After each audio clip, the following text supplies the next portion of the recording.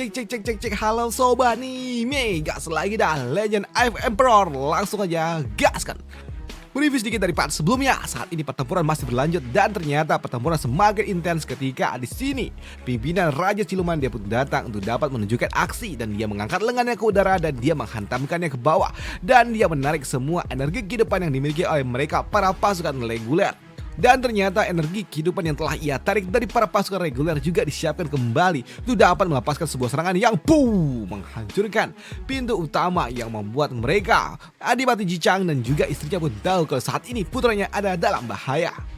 Sedangkan untuk si rambut hijau melihat ayahnya yang telah masuk ke dalam pintu utama membuatnya pun tahu kalau sepertinya dia harus menjadi sosok yang pertama untuk dapat mengambil kredit yang ada di depan sana. Dan melihat kini para pasukan mereka telah memasuki aula, buat para jenderal yang dimiliki oleh Adipati mereka pun juga harus menghentikan orang-orang jahat itu.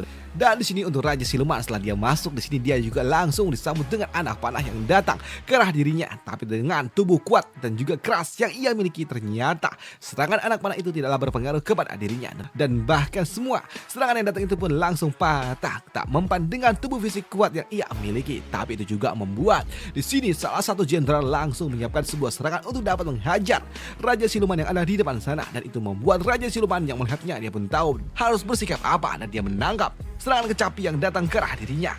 Tapi itu juga membuat di sini salah satu jenderal dia juga menyiapkan sesuatu, yaitu sebuah teknik surah iblis yang merasuki tubuh dari Raja Siluman yang membuat kesadarannya juga semakin menggoyah. Dan ketika kesadarannya juga mulai menggoyah di sini jenderal lainnya langsung menyiapkan sebuah serangan langsung ke arah Raja Siluman itu. Tapi ternyata alam bawah sadarnya pun bergejolak yang meminta kepada Raja Siluman untuk sadar akan sebuah bahaya yang membuat Raja Siluman dia pun menutup paksa matanya dan serangan anak panah itu pun dapat dihentikan dan itu membuat dirinya sangat-sangat kesal ketika dia disergap dengan cara seperti ini dan itu membuatnya pun meraung dengan sangat-sangat keras yang memberikan sebuah efek balik kepada mereka para jenderal yang dimiliki oleh Adipati Jicang.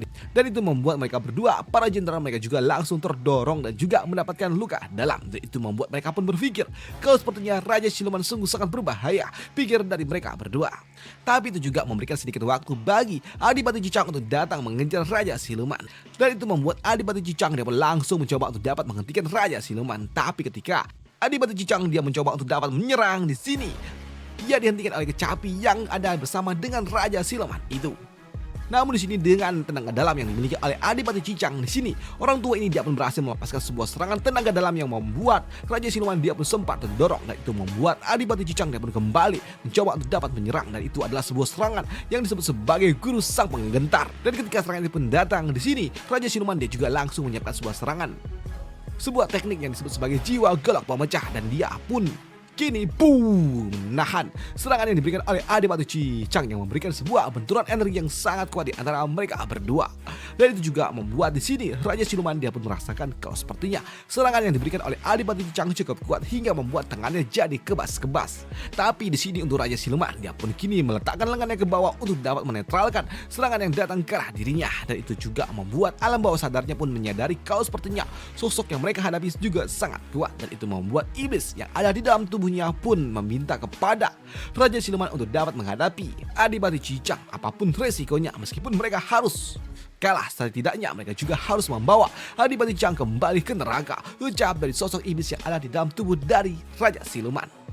Namun melihat Adipati Jicang yang saat ini menahan serangan yang diberikan oleh Raja Siluman membuat mereka para jenderal mereka pun memiliki sebuah tugas untuk dapat melindungi tunggu formasi yang ada di tempat ini. Tapi untuk dapat melakukannya tentunya bukanlah hal yang mudah, karena kini para pengawal raja mereka pun datang untuk dapat mengganggu dan juga menghancurkan semua tunggu-tunggu yang ada di tempat itu ya, hingga membuat para jenderal yang dimiliki oleh Adipati mereka harus menghadapi 2 hingga 3 pasukan pengawal yang dimiliki oleh Kaisar. Tapi itu juga membuat salah satu dari mereka pun menyadari kalau sepertinya mereka unggul jumlah hingga membuat si botak ini dia pun memutuskan untuk merubah arahnya dan mengincar tungku yang ada di dekat dari dirinya. Dan ketika dia akan melakukannya di sini, para jenderal yang lainnya mereka pun datang dan juga mencoba untuk dapat menghentikan si botak yang sebelumnya. Sedangkan untuk Adipati Jicang dia pun saat ini mencoba untuk dapat menghentikan Raja Siluman yang memang cukup kuat hingga membuat mereka berdua lagi-lagi saling berbenturan satu sama lain. Tapi sayangnya di sudut lainnya saat ini salah satu tungku berhasil dihancurkan oleh si botak itu yang membuat mereka harus mencoba untuk dapat melindungi tungku yang tersisa, dan itu membuat di sini si baju hijau dia pun meminta kepada adiknya untuk menjaga tungku lainnya pula. Sedangkan untuk dirinya, dia akan menghadapi si botak ini.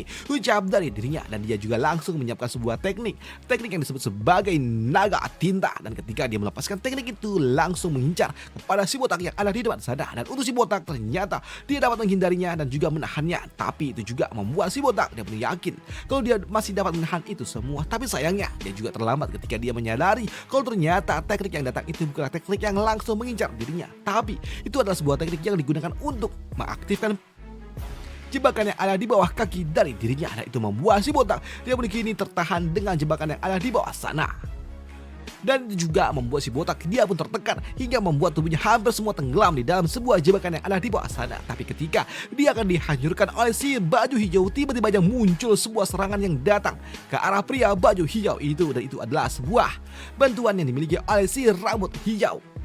Ya, baju hijau menghadapi si rambut hijau, tapi melihat rekannya datang membuat si botak ini dia pun berpikir kalau sepertinya bala bantuan datang untuk dirinya. Tapi nyatanya tidak.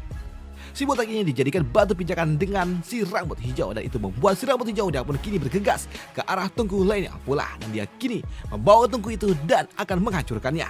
Dan ketika tungku itu dibawa, di sini para jenderal mereka pun tahu kalau sepertinya ini akan sangat berbahaya untuk formasi yang sedang mereka siapkan. Dan ketika mereka mencoba untuk dapat menghentikannya, ternyata gagal.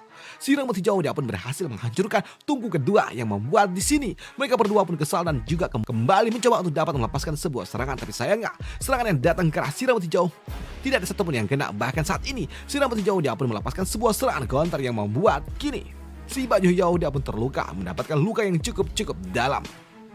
Dan ketika si baju hijau dia kembali akan mendapatkan sebuah serangan, di sini adiknya dia kembali melepaskan teknik lainnya untuk dapat menghentikan si rambut hijau itu. Tapi sayangnya serangan yang datang ke arah dirinya dapat dihindari dengan cukup mudah, dan itu membuat gadis ini dia pun kesal dan dia pun kembali melepaskan jarum-jarum merah tua miliknya untuk dapat menghentikan si rambut hijau yang sebelumnya. Dan dia melepaskan ribuan jarum dan juga benang-benang yang telah dialiri oleh energi spiritual miliknya untuk dapat menghentikan si rambut hijau. Tapi untuk rambut hijau ternyata dia cukup cepat untuk dapat menghindari setiap serangan yang datang ke arah dirinya. Dan itu membuat si rambut hijau dia pun mengatakan, "Hei, apakah cuma segini kemampuan yang kau miliki? Sungguh sangat menyedihkan," ucap dari dirinya. Tapi ternyata si rambut hijau dia pun sedikit lengah ketika dia menyadari kalau ternyata jarum-jarum itu tidak langsung mengincar dirinya, tapi mengincar semua area sekitar dari dirinya. Hingga ketika si rambut hijau dia menyadari dia sudah terlambat. Dia sadar kalau saat ini tubuhnya telah diselimuti dengan benang-benang yang telah dialiri dengan energi spiritual miliknya. Dan itu membuat si gadis ini dia menarik semua benang-benang miliknya untuk dapat memotong setiap bagian yang dimiliki oleh si rambut hijau. Tapi untuk si rambut hijau dia pun mengatakan, "Apakah kau pikir ini semua cukup untuk dapat menghentikan diriku?" ucap dari dirinya. Dan di sini si rambut hijau dia pun tiba-tiba aja melepaskan kekuatan miliknya yang membuat tubuhnya pun semakin jauh lebih kuat, dan itu berhasil memutuskan beberapa benang-benang yang mengikat dirinya. Dan itu membuat si rambut hijau dia pun mengatakan kalau tubuh keras yang ia miliki sungguh sangat keras, bahkan sekeras itu. Dan itu juga membuat gadis ini dia pun tahu kalau sepertinya ini cukup berbahaya, dan dia juga tahu kalau sepertinya dia nggak bisa memotong dan juga mengambil setiap bagian yang dimiliki oleh si rambut hijau. Tapi setidaknya dia bisa mengambil satu bagian, dan itu adalah lengan yang dimiliki oleh si rambut hijau. Dan itu membuat gadis ini dapat menarik dengan sangat cepat, dan itu berhasil membuat lengan dari si rambut hijau pun diambil oleh si gadis yang sebelumnya, yang membuat rambut hijau dia pun shock ketika ternyata lengan kirinya diambil oleh lawannya. Namun di sini ketika gadis ini dia kembali mencoba untuk dapat nyerang si rambut hijau, di sini sayangnya dia ada masuk dalam jarak serang hingga membuat gadis itu dia pun terhantam dengan cukup telak oleh si rambut hijau.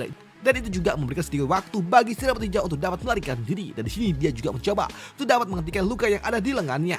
Sedangkan sudut lainnya lagi, saat ini para pasukan yang dimiliki oleh kaisar mereka kembali mencoba untuk dapat menghancurkan tungku-tungku yang lainnya pula, yang memang saat ini dijaga oleh mereka para jenderal-jenderal milik Adipati. Walaupun memang para jenderal yang dimiliki oleh Adipati terkena dengan sangat telak, tapi dia mencegah, menangkap, dan tidak akan mungkin membiarkannya begitu saja. Bahkan saat ini dia menarik paksa salah satu pasukan yang dimiliki oleh kaisar dan menjatuhkan dirinya ke dalam sebuah jebakan yang memang ada di tempat ini. Dan itu ternyata memiliki energi yang sangat-sangat dingin, dan dia juga nggak peduli jika dia harus hancur bersama dengan pengawal jenderal yang telah ia tangkap. Dan itu membuat kini satu persatu pasukan yang dimiliki oleh kaisar pun berhasil dilenyapkan.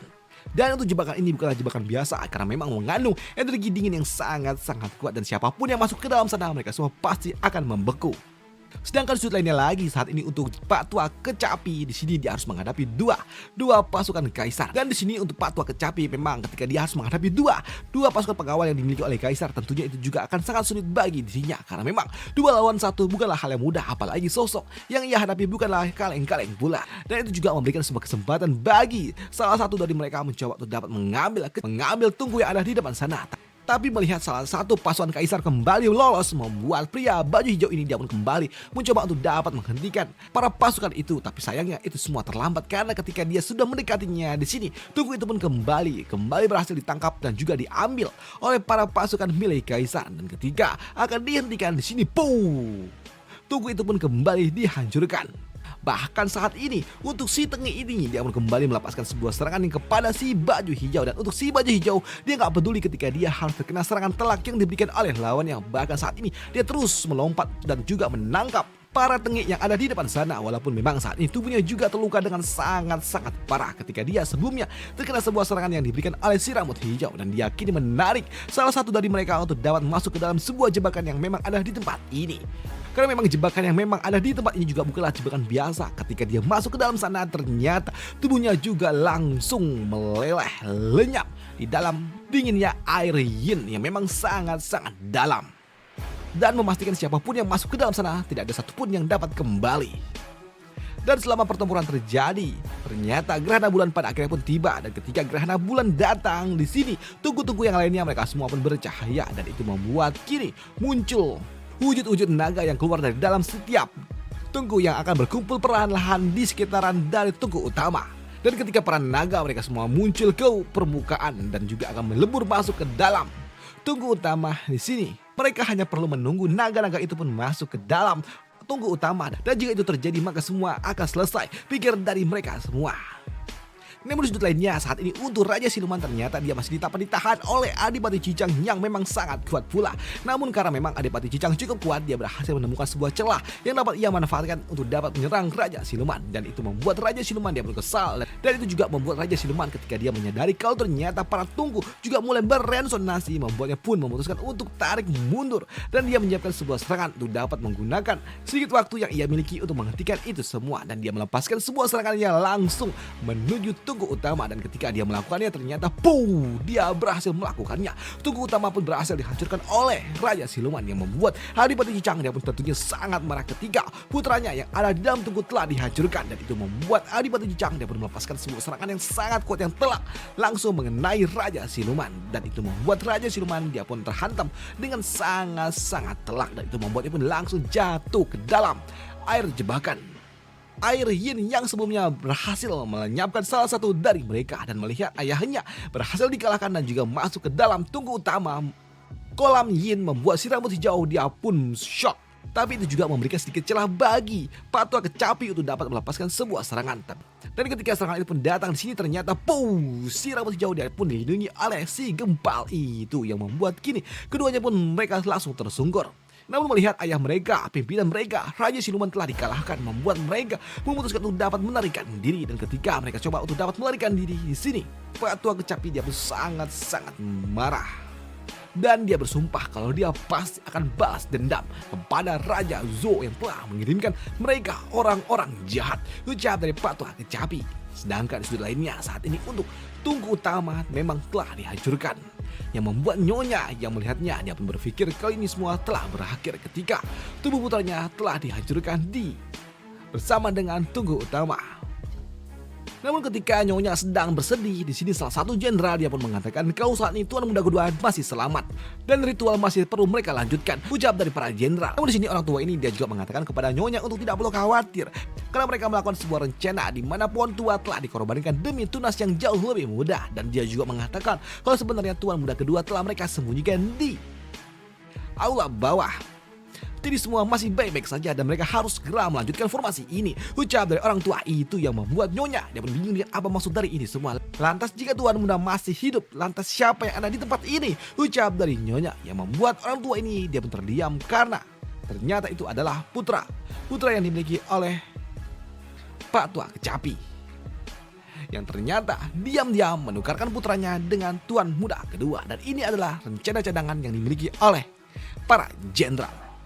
Dan Apa yang akan selanjutnya terjadi? Apakah formasi masih dapat dilanjutkan? Akan dibahas di part selanjutnya aja. Dan apakah kalian pikir Raja Siluman telah dikalahkan? Jawabannya tidak. Raja Siluman masih dapat hidup. Lantas apa yang akan terjadi selanjutnya? Akan dibahas di video selanjutnya aja. Sampai jumpa di video selanjutnya besok lagi. Bye. Thank you.